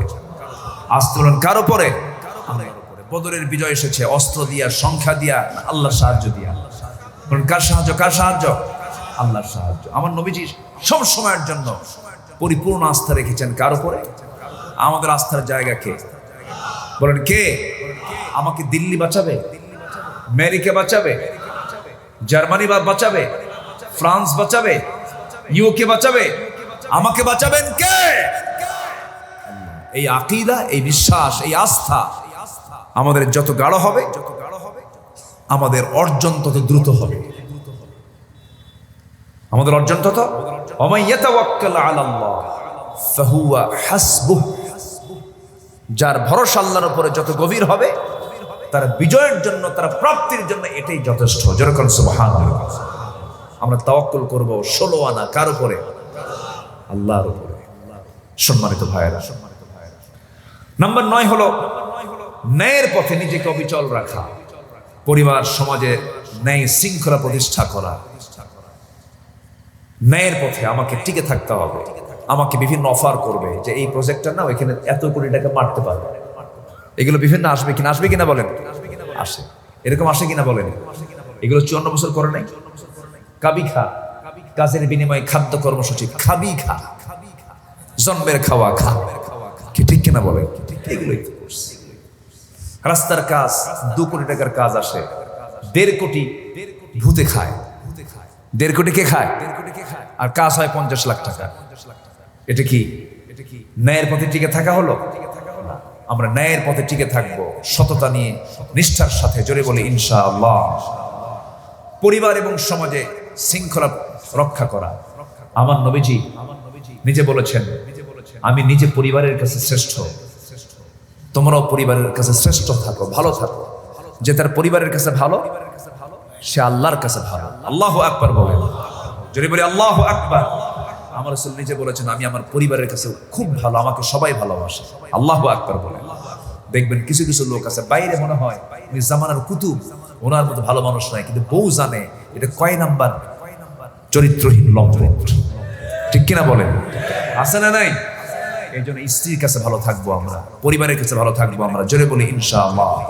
সেই দিন আমার এক মহিলা ফোন দিয়েছে, ফোন দিয়ে বলে, হুজুর আমার স্বামী আমার সকালেও তালাক দেয়, বিকেলেও তালাক দেয়, আমি কি আসি না নাই? পরন্তু সকাল বিকেল যদি তালাক দেয় তাহলে কি থাকে? একবার বললেই তো থাকে না। সকালেও দেয়, বিকেলেও দেয়। এরকম কিছু মানে কি বলবো, এটা মেজাজের ভারসাম্যহীন কিছু মানুষ আছে না বলেন তো? আচ্ছা, আমরা ধৈর্যের পরিচয় দিয়ে পরিবারের কাছে ভালো থাকবো। জোরে বলি ইনশাআল্লাহ। স্ত্রীকে আমরা আমানত মনে করব, আবার স্ত্রীর উচিত স্বামীকে আমানত মনে করা। নিজের স্ত্রী পরপুরুষকে দেখানো হালাল না হারাম? কিছু পুরুষ আছে বউকে ডিসপ্লে করতে, কারোর সামনে প্রেজেন্ট করতে খুব মানে সে গর্ববোধ করে, জানো আমার সুন্দরী বউটা, দেখো তো দেখতে কেমন আছে কিনা বলেন তো? আবার শুধু দেখায় না, হুন্ডায় চড়ায়। R15 চিনেন তো? যে হুন্ডা মানে ওই যে প্যাসেঞ্জার সিটটা হলো একদম আন্ডারগ্রাউন্ড, আর কি বলে না ড্রাইভিং সিটটা হচ্ছে আন্ডারগ্রাউন্ড, আর প্যাসেঞ্জার সিট যেটা সেটা হলো 3 তলা উঁচা। 3 তলা উঁচায় বউটাকে বসায় দেয়, লাল লিপস্টিক লাগাইয়া, চুলটা ছেড়ে দিয়া, লাল শাড়ি পরাইয়া, একটা ঝাঁঝালো একটা সেন্ট লাগায় দিয়া। ড্রাইভিং সিটের স্বামী বসে, হুন্ডা একটা টান মারে, দেখে হুন্ডার কোনো আওয়াজ নাই, দেখেও না যাতে। হুন্ডার মেকারের কাছে গিয়ে বলে পাইপ খুলে দে, যেদিক দা ধোঁয়া বের হয় ওটাকে কি বলে? সাইলেন্সার। এটা খোল তাড়াতাড়ি, আওয়াজ নাই, কিছু নাই। যখন সাইলেন্সার পাইপ খুলে তখন তো ভটভট আওয়াজ হয়, মনে হয় হেলিকপ্টার যাচ্ছে। বউ পিছনে থুইয়া এক টানে পদুয়ার বাজার। কোথায় গেছে? পদুয়ার বাজার চলে গেছে। রাস্তার ধারে ধরে যা আছে ওই আওয়াজে সবাই তাকায়, বুঝাচ্ছে আমি নিয়ে যাচ্ছি, তোমরা দেখো, জাতীয় সম্পদ দেখো। যেরকম নাউযুবিল্লাহ। এই সমস্ত মানে অযোগ্য অথর্ব স্বামী নামের কলঙ্ক কিছু আছে না নাই? আছে না নাই? বিয়ের দিন সারা বছর বোরকা পরে, বিয়ের দিন বউকে বোরকা পড়তে দেয় না, অথবা বউ নিজেও বোরকা পড়ে না। বোরকা পড়ে না কেন? বিয়ের দিনে তার যে কিছু অর্নামেন্টস আছে, গহনাগুলো আছে, এই গহনাগুলো তো বোরকা পড়লে দেখা যাবে না। এই জন্য বোরকা ছাড়া অর্ধলগ্ন কাপড় পরে গলার মালা, হাতের মালা যা আছে, এই যে দেখো, আছে কিনা বলেন? তো এই অর্নামেন্টস গুলো দেখার দায়িত্ব আল্লাহ পাক একজনকে দিয়েছেন। যত সাজবে স্বামীর সামনে, স্বামী ছাড়া কারোর সামনে সাজা গোছা জায়েজ। কিন্তু দুঃখজনক হলো সত্য, মেয়েরা স্বামীর সামনে ছেঁড়া শাড়ি পরে আর বাইরে গেলে নতুন শাড়ি পরে। আছে কিনা? স্বামীর সামনে ঝাঁকি মেরে কথা বলে, ব্যবহারটা ভালো করে না। আর দোকানদারের সামনে গিয়ে ভাইয়া, দেখছেন ভাষাগুলো? দেখছেন? একটা শাড়ি দেখানো যাবে কি? দোকানদার তো চিত হয়ে পড়ছে, ওর তো ইমান দুর্বল। অকুল্লা কওলাম মারুফা তো হয় নাই, এই সুন্দর বাচন ভঙ্গি আর সুন্দর কথায় ও তো চিত হয়ে পড়ছে। শাড়ি একখান বের করে নিজের গায়ে লটকা দিয়ে বলে, আপা এই শাড়ি কিন্তু আপনাকে দারুণ মানাবে। ওটা আরেক বদমাইশ। এই যে বেহায়াপনা গুলো, নোংরামি গুলো হচ্ছে, এগুলোর থেকে আমাদের পরিবারকে বাঁচানোর দরকার আছে না নাই বলেন তো? আমরা পরিবারকে বাঁচাবো, জোরে বলি ইনশাআল্লাহ। কু আনফুসাকুম ওয়া আহলিকুম নারা। নিজে বাঁচাও, তোমার পরিবারকে জাহান্নাম থেকে বাঁচাও। আল্লাহ কবুল করুন। যে কোনো কাজ আমরা একা করব না, পরামর্শ করব বলেন তো? এটাও একটা রাষ্ট্রের গুরুত্বপূর্ণ কাজ। একা করব ভুল হবে, সবাই মিলে করব কি হবে? ঠিক হবে। এবং বরকত দেবেন কে? বরকত দেবেন কে? ওয়াইদ ক্বালা রাব্বুকা লিল মালাইকাতি ইন্নী জাইলুন ফিল আরদি খলিফা। আল্লাহর কি দরকার ছিল এটা বলা? আল্লাহ তো একাই 100, আল্লাহর কাউকে লাগে? ওয়ালাম ইয়াকুল্লাহু কুফুয়ান আহাদ। এরপরও তিনি বুঝাই দিলেন, দেখো আমিও ফেরেশতাকে বলেছি আমি পৃথিবীতে প্রতিনিধি পাঠাবো, মানুষকে পাঠাবো। আমি আল্লাহ যদি ফেরেশতাদের ডাক দিয়ে বলি তুমি তো আমার বান্দা, তুমি তো অবশ্যই বলবা, তুমি পরামর্শ করবা। কার হুকুম? ওয়াশাফিরহুম ফিল আমর। ওয়াশাফিরহুম ফিল আমর। যে কোনো কাজে তোমরা কি করবে? পরামর্শ করবে। কার হুকুম? আল্লাহর হুকুম। নাম্বার 11 হলো রাষ্ট্র গঠনে ছোট থেকে বড় সকলের উপরে জুলুমকে হারাম করেছেন। এমনকি একটা প্রাণীর প্রতিও জুলুম করা যাবে না। ওমরে ফারুক রাদিয়াল্লাহু আনহু যেদিন দুনিয়া থেকে বিদায় নেন, একজন নাগরিক দেখতে পেল একটা ছাগলের উপরে বাঘের আক্রমণ হয়ে গেছে। সেই সময় ওই নাগরিক কেঁদে কেঁদে বলছে, বুঝতে পেরেছি এই রাষ্ট্রের শাসক ওমরে ফারুক আর দুনিয়াতে নাই। তাদের শাসনের প্রভাবটা প্রাণীকুল পর্যন্ত ছড়িয়ে পড়েছিল। যেরকম আল্লাহু আকবার। কি শাসন প্রণালী তাদের ছিল! ওমরে ফারুকের ঐতিহাসিক বক্তব্যগুলো আজকে ইতিহাস হয়ে আছে। তিনি বলেছেন, ইরাকি রাজপথে, ইরাকের রাস্তা খারাপের কারণে যদি উটের পা গর্তের মধ্যে পড়ে গিয়ে যদি উটের পা ভেঙে যায়, ফোরাতের তীরে একটা কুকুর যদি অনাহারে মারা যায়, আমি ওমর ওই কুকুর কেন মারা গেল? ফোরাতের তীরে কুকুর কেন মারা গেছে অনাহারে? আর রাস্তা খারাপের কেন উটের পা কেন ভাঙলো? এটার জন্য আল্লাহর আদরদের সামনে আমাকে জবাবদিহিতার কাঠগড়ায় দাঁড়াতে হবে। আমার নবীজি সমস্ত প্রাণীর খবরও রাখতেন, মানুষের খবরও রাখতেন। কোন এক রাতের আধারে তিনি জনগণকে দেখতে বেরোলেন। খালি পায়ে তিনি মাঝে মাঝে বের হতেন। তাকে প্রশ্ন করা হলো, আপনি খালি পায়ে বের হন কেন? তিনি বলছেন, আমি যদি খালি পায়ে না বের হই, জুতা পায়ে বের হই, রাস্তায় তো পাথর আছে, এই পাথরের সঙ্গে আমার জুতার একটা ধাক্কা লাগবে। এই ধাক্কা যদি নীরবে ঘুমে থাকা জাতির যদি ঘুমটা ভেঙে যায়, কিয়ামতের দিন আমাকে এর জন্য জবাবদিহি করা লাগবে। এই জন্য আমি রাস্তায় হাঁটতে রাতের বেলা খালি পায়ে হাঁটি। সুবহানাল্লাহ বলবেন না? ঘুম যেন নষ্ট না হয়, এই জন্য খলিফার মতো মানুষ কি পায়ে হাঁটে? খালি পায়ে। প্রত্যন্ত অঞ্চলে চলে গেলেন, গ্রামের ভিতরে দেখতে পেলেন ছোট্ট একটা কুটির ঘরের মধ্যে একজন বুড়ি মানুষ একাকিনী বসে আছেন। ওমরে ফারুক সামনে গিয়ে বলছেন, বুড়িমা আপনি কেমন আছেন? আলহামদুলিল্লাহ, তবে খুব ভালো না। কেন? ওমরের শাসনামলে আমি একজন মহিলা অবহেলিত হয়ে আছি, আমাকে দেখার জন্য কেউ আসে না। এবার ওমরে ফারুক নিজের পরিচয় গোপন করে বলছেন, মা এত দূর কি আসা যায় নাকি? কোথায় মদিনা? এই যে প্রত্যন্ত অঞ্চল, ওমর কেমনে আসবে এই জায়গায়? তার তো আসা সম্ভব না। রাষ্ট্র চালাবে কেমনে? এত দায়িত্ব পালন করবে কেমনে? মহিলা বুড়ি মানুষ তৎক্ষণাৎ জবাব দিল, তার যদি অসুবিধাই হয় ক্ষমতায় যাওয়ার কি দরকার ছিল? কি কথা কি বুঝতেছেন? অ্যারেস্ট হয়ে গেছে। ওমরে ফারুক চোখের পানি টলমল করতেছে, কাঁদতেছে। আর এই বুড়ি মহিলা যদি এই কথাটা যদি আদালতে আখিরাতে এইভাবেই বলে ফেলে, ওমর যদি নাই দায়িত্ব পালন করতে পারে, সে কেন ক্ষমতায় গেল? এটা তার বিশাল বড় একটা ধাক্কা লেগে গেছে। সঙ্গে সঙ্গে বলছেন, বুড়িমা আপনি যে অভিযোগটা দিয়েছেন, অভিযোগটা আমি তুলে নিতে চাচ্ছি। ওমরের বিরুদ্ধে আপনি অভিযোগ দিবেন না, আপনার কি দরকার বলেন? আপনি যা চাবেন তাই দেওয়া হবে। আপনাকে 25 দিনার দেবো, 25 দিনার আপনাকে দেওয়া হবে। মহিলা মুসকে হাসি মেরে বলে, ঠিক আছে দাও, অভিযোগ তুলে নেব। অভাব তো একটু কষ্ট হয়েছে, উনি বললেন 25 দিনার আপনাকে দিয়ে দেবো, হ্যাঁ তুমি আমাকে দিয়ে দাও। কিন্তু মহিলা ঘুরনাক্ষরও জানে না সামনে ওমরে ফারুকের সঙ্গে তার কথোপকথন হচ্ছে। এই সময় ওমরে ফারুক আস্তে করে ডাক দিচ্ছেন, আলী। সফর সঙ্গে আলী ছিলেন, আলী এদিকে আসো। যখন ডাক দিয়েছেন আলী, উনি জবাব দিচ্ছেন, আমিরুল মুমিনিন আমি আসতেছি। মহিলা থরথর করে কাঁপে আর ভাবতেছে আমি কার সামনে কথা বলে, এটাই তো খলিফা ওমরে ফারুক। উনি থতমত হয়ে গেছেন, বাকশক্তি হারায় ফেলেছেন, খুব ভয় পাচ্ছিলেন। ওমরে ফারুক বলছেন, বুড়িমা এখন আওয়াজ বন্ধ হলো কেন? বুড়ি মহিলা বলছে, আমি ভুল করেছি, আপনি আমাকে মাফ করে দেন। কেন? না না, আপনি ভুল করেন নাই। আল্লাহ আপনাকে আমার কাছে নিয়ে এসেছেন।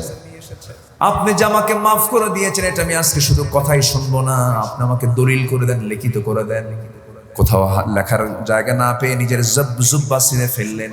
জুব্বা সিনে ফেলে জুব্বার কাপড়ে লিখে নিলেন, 25 দিনারের বিনিময়ে অভিযোগটাকে আমি উড্র করে নিলাম, উঠায় নিলাম, কোনো অভিযোগ রাখলাম না। ওই চিঠিখানা নিয়ে বাড়িতে এসে বলছেন, আমার বউ শোনো, আমার সন্তানরা শোনো, আমি ওমর যেদিন মারা যাব সেই দিন তোমরা আমার কাফনের কাপড়ের সাথে এই চিঠিখানা সঙ্গে অ্যাড করে দিবা, একসঙ্গে দিয়ে দিবা। হাসরের দিন আল্লাহর সামনে যখন দাঁড়াবো, আল্লাহ আমাকে যখন বলবেন জনগণের কি দায়িত্ব পালন করেছে, বলবে এই যে চিঠি, জনগণ আমার বিরুদ্ধে কোনো অভিযোগ দেয় নাই। যেরকম সুবহানাল্লাহ, আর যেরকম সুবহানাল্লাহ। কোন জুলুম চলবে না। আমার রাসূল জুলুম মুক্ত রাষ্ট্র গঠন করেছিলেন। নাম্বার 12 হলো জাতীয় আন্তর্জাতিক পর্যায়ে থেকে আসা সকল হুমকি ভয়ভীতিকে তোয়াক্কা না করে দিন প্রতিষ্ঠার সংগ্রামে আল্লাহর পরিপূর্ণ আস্থা এবং দৃঢ়তা নিয়ে চলা, এমনটার বাস্তব প্রমাণ দেখিয়েছেন মুহাম্মদ সাল্লাল্লাহু আলাইহি ওয়াসাল্লাম। কতগুলো যুদ্ধ করেছেন বাতিলদের মোকাবেলায়। একমাত্র বড় শক্তি ছিল, বড় অস্ত্র ছিল কার প্রতি? আস্থা। কার প্রতি? কার প্রতি? কার প্রতি? আল্লাহ আমাদেরকে এই বিষয়গুলোকে বুঝে জাতি গঠনে নিজেকে প্রস্তুত হওয়ার তৌফিক দান করুন। জোরে বলি আল্লাহুম্মা আমিন। আরো জোরে আল্লাহুম্মা আমিন। সবার ফজর হবে তো ইনশাআল্লাহ? হবে তো ফজর? বাড়ির সবার মা বোনদের পর্দা হবে তো ইনশাআল্লাহ? জি। বিয়ের দিন কি করবেন? বোরকা পড়াবেন তো? ঈদের দিন বলেন, ঈদের দিন সারা বছর যেন পর্দায় থাকে। পর্দা করা কি? আরো জোরে বলেন, পর্দা করা কি? মাদের জন্য প্রত্যেক বাড়িতে নিয়মিত 3টা কাজ থাকলে পরে আল্লাহ পাক বরকত দিয়ে ভরপুর করে দিবেন। 1 নাম্বার হচ্ছে নামাজ। 1 নাম্বার কি বলেন? নামাজ। নাম্বার 2 হচ্ছে তেলাওয়াত। নাম্বার 2 কি বলেন? তেলাওয়াত। প্রতিটি বাড়ির সদস্য যদি কোরআন তেলাওয়াত দিয়ে যদি বাড়ির কাজ শুরু করে, ওই তেলাওয়াতের আওয়াজ চতুর্দিকে ছড়ে পড়বে, বরকতে ভরপুর হবে। ওই সমস্ত বাড়িতে কখনো শয়তান স্পর্শ করতে পারবে না, শয়তান ঢুকতে পারবে না। নাম্বার 3 হলো পর্দা। নাম্বার 3 কি? পর্দা। পর্দা কি শুধু নারীর না পুরুষেরও আছে? আর আল্লাহ পাক পর্দার হুকুম দিয়েছেন আগে নারীকে না পুরুষকে? পুরুষকে। মাশাআল্লাহ, ঠিক আছে না? ইয়াগুদ্দু মিন আবসারিহিম ওয়া ইয়াহফাযু ফুরুজাহুম। এইজন্য পর্দার বিষয়টা আমরা খেয়াল করার চেষ্টা করব। আল্লাহ তৌফিক দান করুন। জোরে বলি আল্লাহুম্মা আমিন। মন চাচ্ছে আরো কথা বলি, তাও বলবো। বাড়ি যাবেন না আপনারা? থাকবেন তো থাকেন, আমি যাই। আমি শেষ করেছি, যতটুকু হয়েছে বলি আলহামদুলিল্লাহ। আমি কেমন যেন একটু এই টাইপের কথা, অল্প সময় শেষ হয় না, অনেক সময় নিয়ে আপনাদেরকে আমি কষ্ট দিয়ে ফেলেছি। যতটুকু হয়েছে আমরা বলে ফেলি আলহামদুলিল্লাহ। দোয়া নাকি দোয়ার দিকে দোয়া না? আচ্ছা, আমরা আল্লাহর কাছে চাবো। একটা লোক আপনারা উঠলেন না, আপনাদের বসে থাকার লক্ষণ দেখে মনে হচ্ছে যে ফজর পর্যন্ত থাকতে রাজি আছেন আপনারা। দেখেন তাও কয় ইনশাআল্লাহ। এটা কি জানাজা সহ নাকি? এতক্ষণ কথা বলা যে আসুন আমরা আল্লাহর কাছে চাই। আপনি দোয়া করে যান, মনে আপনি দোয়া করেন। আচ্ছা ঠিক আছে, যে আমরা বলি সুবহানাকাল্লাহুম্মা ওয়া বিহামদিকা আশহাদু আল্লা ইলাহা ইল্লা আনতা আস্তাগফিরুকা ওয়া আতুবু ইলাইকা। সবাই একটু নামাজের মতো করে বসে, বিনয়ী হয়ে বসে।